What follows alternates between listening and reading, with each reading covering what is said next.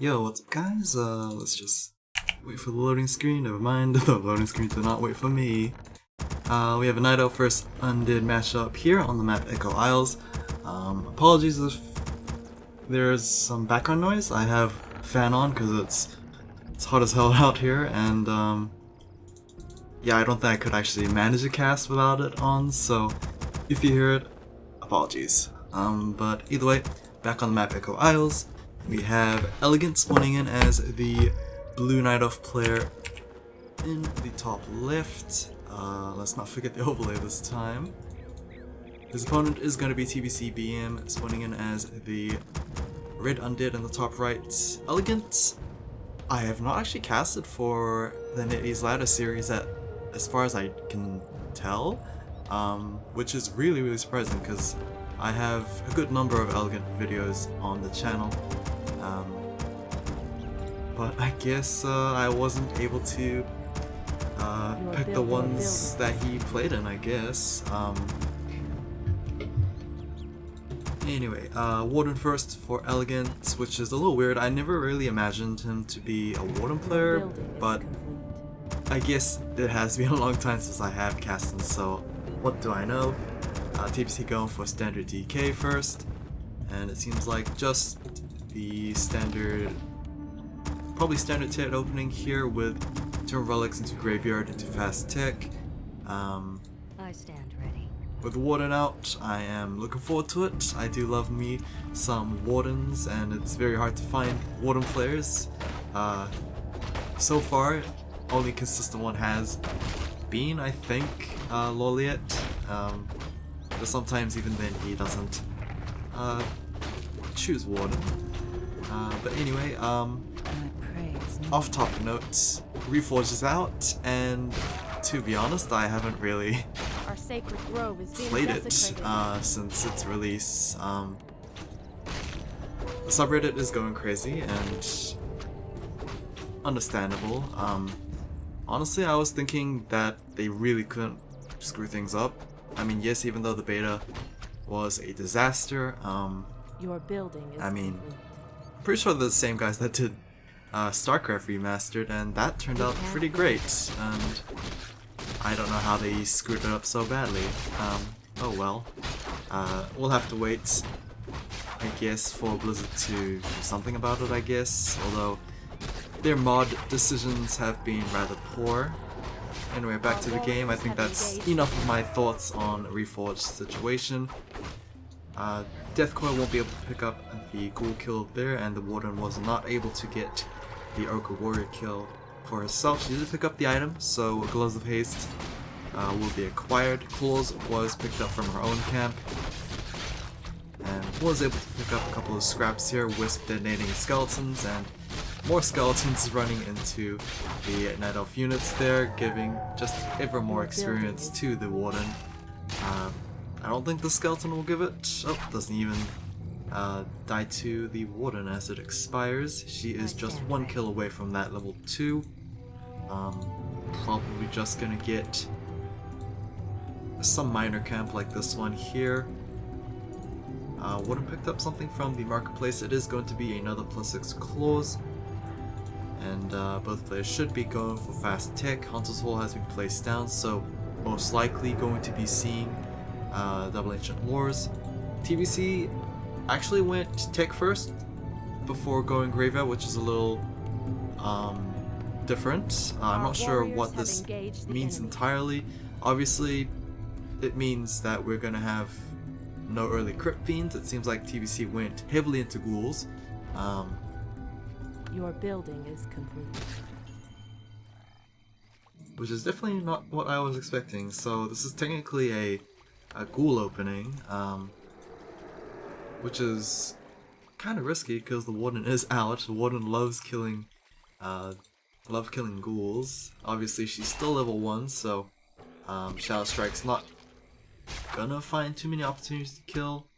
Even this one here, either a second Shadow Strike comes out before the Death Coil gets tossed. Never mind, the Death Knight was a little slow on that part, but either way, the Warden will get level 2. whatever her second ability is gonna be is really unknown to me. Players Our definitely warriors like have picking engaged the from enemy. among the three, maybe even going all three, but yeah, at this stage, probably just gonna stick to not learning anything, because you always risk getting surrounded, and then, yeah, you would probably put that point into Blink. Upgrade But finished. anyway, the color's right? No, the color's not even right. My apologies there. Probably should have chosen EleGaNt as blue, but yeah, I don't think that's gonna matter too much. I don't think we're gonna see any archers aside from these two. One has already been killed off by the deep death coil there. Netease comes out as the second hero for EleGaNt, so she really wants to pick up these very, very free ghouls, and was able to take out at least 4 in this short span of engagements, which is really surprising. But I guess with DK no longer having any mana, these ghouls are just easy pickings for these duo of heroes here. Yeah, the claw's doing a lot of work right there. Netease hasn't really shown her worth just yet, but with level 2, she does have the potential to add burst damage with her Forked Lightning. DK will finally hit that level 2 and train up his Unholy Aura. Those skeletons look really, really big. Is this really high ground? Oh, it definitely is. Okay, that explains why they're so massive. Lich pops out, second hero here is going to Nova, the Naga Sea Witch. TP scroll is going to get transferred over here, and possibly not going to get that sort of house. Yeah, Warden by herself is just not enough DPS to force the cancel, and TVC is going to, well, he's gonna get an extremely early tier 3, it seems like. I thought that was a Halls of the Dead, but considering the Lich is already out, this is really, really, really tier Black Citadel. Temple of the Damned's already gonna get placed down, so possibly going to be seeing Banshees early on. We still don't see our first Crypt Fiend, which is interesting. We're gonna see a 4th ghoul on the map, which is definitely unorthodox here coming in from TBC. Sword House, Temple of the Damned, the statues, Destroyer Complement, most likely from here. Banshees, I'm going to assume, which is a little weird. Banshees by themselves don't really do too much. Clearly they're being trained for the green bubble to prevent the damage coming in from the Naga and the Warden, but like, how on earth is TBC going to fight toe to toe with EleGaNt's army comp, which appears to be just standard Dryad Bears, and we might even see a couple of Mountain Giants added to the mix later on, as tier 3 is about to be completed for him as well. Ultravision is also being completed, and yeah, what is going on? We are going to see statue number 1 and number 2 on its way. Added training for the Banshees halfway done, and most likely Masters training as well. Masters training could be interesting. It definitely would persuade EleGaNt to not make any bears, because that just gives free units over to the undead player. I'm trying to remember if position actually affects Mountain Giants. I don't think it does. Even though they're not technically spell immune, they are spell resistant, and I think they might be too powerful to get possessed, so yeah, I'm just going to make that assumption. I've never actually had that happen before.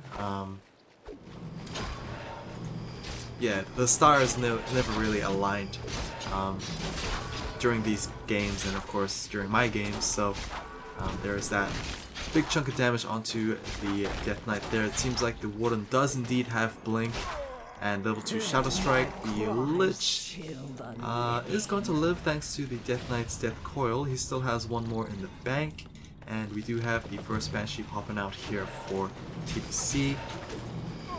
Naga is level 2, so the Lich needs to be careful not to get the Shadow Strike Fork Lightning burst.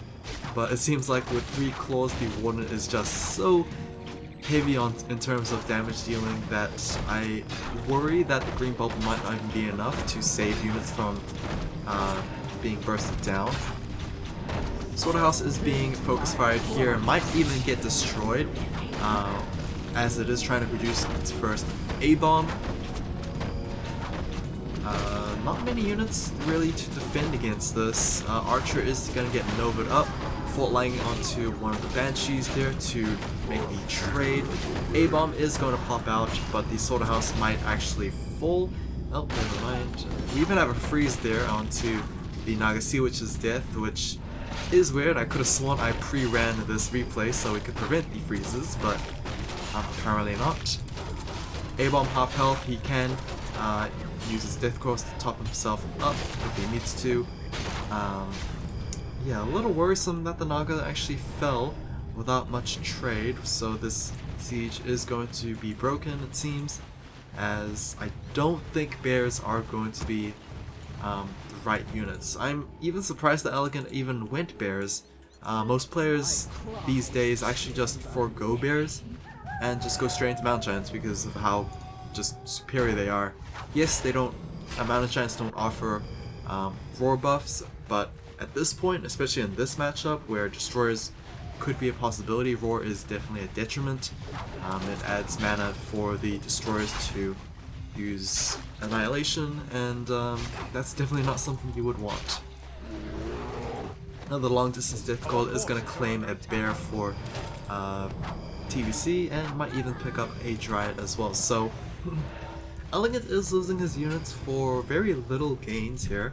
I stand ready. So I'm not entirely sure if that little engagement was entirely worth it. Neither of his heroes apparently have any TP scrolls, so it is the reason why they had to do it the hard way of just walking back. Expansion attempt on the bottom left here. No sorts of things on the bottom right as the camp is not cleared out. But here comes TVC on the offensive. Merc camp trying to be cleared out, but here comes the undead units. Warden is going to go straight after. Naga Sea Witch coming out for TVC, who unfortunately can't get healed up with the Death Coil and will fall at level 1. Ancient of War is going to take the brunt of the damage from that Renegade Wizard, as the A-Bomb himself might even be befallen here, as no mana on the Death Knight for Death Coils. Dryads chasing the low hit point Banshees, but are going to fall. TP scroll onto the Lich there as the A-Bomb trying to get out of dodge, but no, at the very last second is going to get sniped by those Dryads. The blink even from the Warden to add additional pressure. Probably should have started that TP scroll earlier because he was already on the run, so there was absolutely no reason not to channel it earlier. It definitely risked him the 1 A-Bomb, and yeah, Naga is going to come out third hero. Classic triple hero burst comp here from TBC. Normally you would see Dark Rangers to just add additional synergy, being an undead herself, but in this case, Naga Sea Witch do like seeing. It is a little iffy since you are going to eventually verse Dryads and Giants, so Fort Lightning is not going to find too much utility there. But for now, no Giants just yet, as we do have Resistance Skin being researched. I could have sworn he was doing Resistance Skin before. I guess not. I guess he cancelled it earlier. He wasn't really... Oh no, he did do this. Oh wait, this one's not Resistance Skin. What is this upgrade? Is this the... I actually have no idea which one this one is. Is it... It could be the one... Oh, I actually have no idea. Does Mountain Giants require upgrades to use trees? I don't know in particular. I guess I could just find out by looking through my phone, as it seems like we do have a lull period on both sides. Expansion attempt maybe here on the bottom right, or he's just clearing out for additional camps, but Yeah, the Warden with Invis Pot. Not sure what she's going to go after. She's going to go straight after one of those Banshees. Green Bubble in response.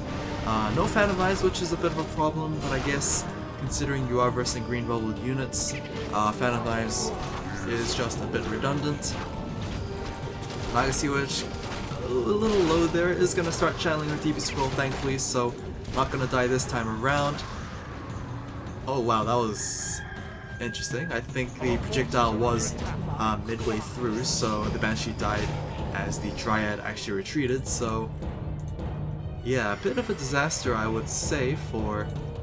Oh, we have Mana Shield activated for the Legacy Witch. Not sure why. It's been a long time since I've seen Mana Shield, to be honest. Probably just to deter any Warden assassinations. Oh, yikes, Mountain Giant. Not sure what you're doing so far front. But yeah, Mana Shield, very interesting. Okay, here we go with the engagement here. Does any of the undead units have a DB scroll? The Death Knight does have a DB scroll, and the population might not be looking good for the undead player here. 60 versus 47. Warden did get bursted down to half health, as she is out of mana as well. I think she's just a slight away from blink mana there, as the Legacy Witch is being focus fired by the undead heroes. We do have one Frost Nova available if she does get in range, but I think Legacy Witch is just going to get chased down. Nope, we are going to TB Scroll at 3 HP, as the Dryad and the Bears are going to actually get left behind, which might be a bit of a problem. I don't think... I don't know, is this good? The TPC might be able to take out those Bears, but the Mountain Giants and the Dryads might be an entirely different story. Legacy Witch is going to get killed off maybe. Oh, Mana Shield at the very last second is going to live with a smidgen of health, but never mind. The Warden is going to go for a blink and finish the job. Warden might have overextended a little bit. No, one more blink is going to get her out of range. And the Lich being chased down by the Bears and Dryads there. Death Coil is available, however, and that is going to be enough to just fully heal the Warden. Here comes... fully heals the Lich, my bad. Warden comes back and tries to finish the job here on the Lich, but TB Scroll is going to prevent that. The Lich is suffering from damage over time, but it seems like he is going to heal enough thanks to the statues. And yeah, my phone does show me what the upgrade was. It is hardened skin instead of resistant skin, so it's just standard. It's like Berserker strength. It just increases damage and yeah. Wait. Yeah, it just increases its base damage, and I think it gives them minimum attack damage, which is really weird, huh? Or maybe it's just it reduces damage. Oh, never mind. It reduces all damage by 12 points, and it can't go lower than 3. Huh, interesting. Never really noticed that, to be honest. I guess that does explain why Mountain Giant is so hard to kill. Especially with Mass Banshees, which is really weird coming in from TBC. 50 versus 74, obviously. TBC is very much outnumbered. He is trying to expand here to try and make up for it, but we'll have to see if it is going to be in time, as the Mountain Giants are going to equip up, and I mean that's going to do disastrous amount of damage versus these Banshees. Not so much versus A-Bombs here. A-Bombs do have a pretty good matchup versus these Mountain Giants, to be honest. But yeah, they are so few in numbers, it seems.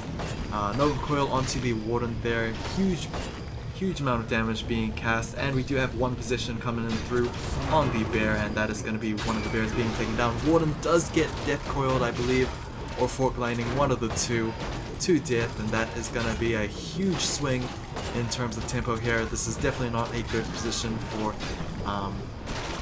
EleGaNt to be in. He is going to try and lay waste with those Mountain Giants, but losing his Warden so early on in this fight might be a bit bad, and we might even have the Nagasiwitch pop in very soon. She does have a health pot, I'm not sure if he used it or not. Oh, there we go. One health pot gonna get used, the second one is gonna go on cooldown as the Mountain Giant's just going crazy, it seems. I think that's all the Banshees for TVC, which is kind of funny. One does pop out once again through the tavern, is gonna pop the invuln to prevent any form of abilities to come out, which is a bit risky since the Divine Potion, the Invuln Potion wears off just about now, and she eats a Nova Lightning to the face, or even a Coil Lightning I believe, and gets revived through the tavern once again. This is going to get preserved immediately back home, and this is a really weird fight. Still 20 supply ahead for EleGaNt, but he is being really wasteful with his resources, it seems. This one bear, this traitorous bear, has to actually cast Roar, which is unfortunate, but I guess there's not that many units to benefit from that ability. Yikes. Warden trying to split focus in terms of DPS is definitely not going to work out well for her, as she is down to about 350 HP. We do have a Roar indeed coming in from the bear, and the Mountain Giants are going to make a retreat, it seems, as I believe they're the only survivors. Oh, we do have a couple of stray bears and dryads, it seems, but yikes. You would imagine having such a advantage in terms of supply would make this a steamroll, but the Warden died twice in like 1 minute, which is really, really bad. Yeah, so I guess versing Dryads and Mountain Giants really doesn't matter to this burst comp with heroes here, because all you have to do is focus fire the Warden. Nova, huge amount of damage there. Invuln Potion or Anti-Magic Shell Potion is going to try its best to mitigate that, but all it did was nothing really. The potion was consumed after the spells got cast, and yeah, at that point the Warden is kind of at risk of staying, to be honest. Mountain Giants still trying to be a bit of a pain here. Of course, they are pretty much alone, so once these ancillary units get taken out, the Mountain Giants are kind of just annoyances at best, to be honest. Dark Ritual, I believe, was used to try and deny that Banshee kill, but yikes, Warden is the level 5, so the Shadow Strikes are going to do maximum amount of damage here. She is still walking around aimlessly, unfortunately. Shadow Strike onto the Death Knight there. I believe the green bubble is going to wear out very soon. And oh, he does have an invuln, but he is going to... Oh, actually no, he uses it right in time, so the Warden wasted that Shadow Strike for nothing, and she might even fall for it. No, she will be able to blink out at 20 HP. Mountain Giant still being alive, I guess. I mean, they're prime Banshee killers, but at this point I'm just wondering why TBCs continue to make Banshees. I guess just to add those green bubbles, but yeah, it's a really weird game so far. Bear is gonna get taken out here. I guess none of these Banshees had enough mana for a position. Because yeah, if they did, they would have definitely just...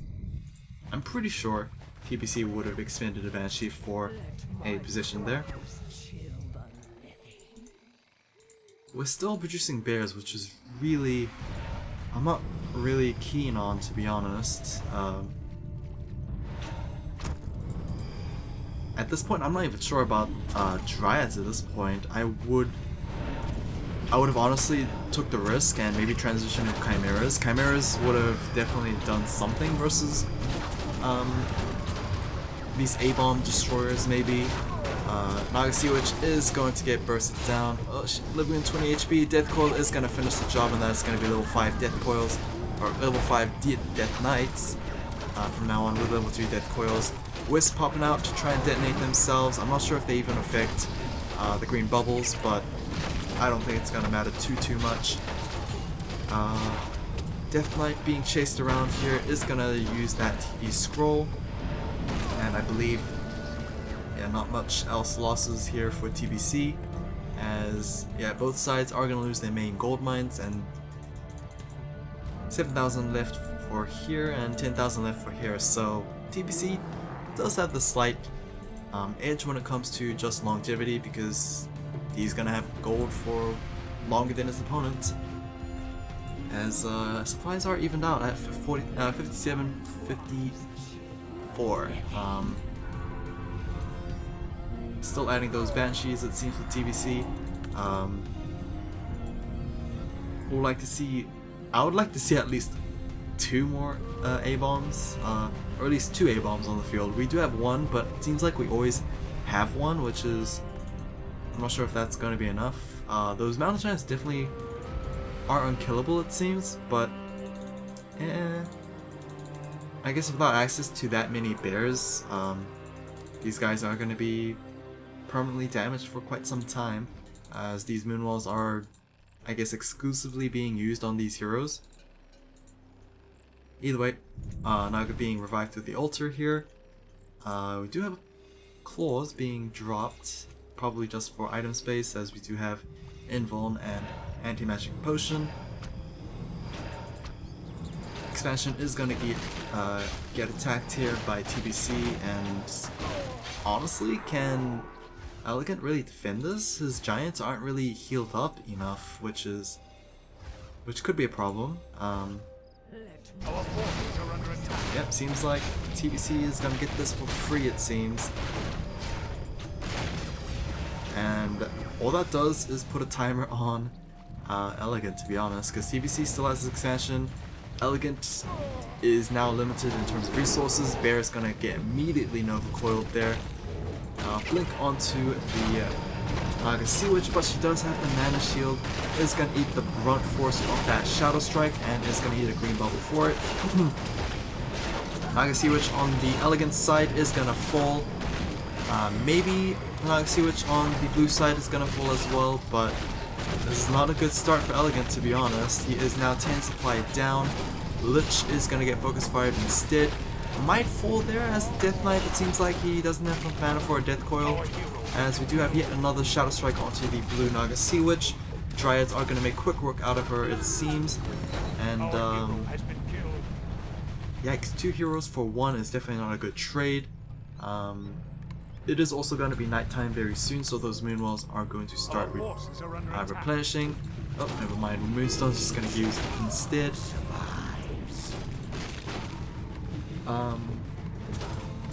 Okay, the Warden might be enough by herself to change things around, maybe? Oh wow, she actually got level 6 as well, so Avatar is now in play. That is a huge unit to add to the arsenal for the Night Elf unit here. Spirits, obviously invulnerable, can't really be affected by anything of the sorts from the undead units here.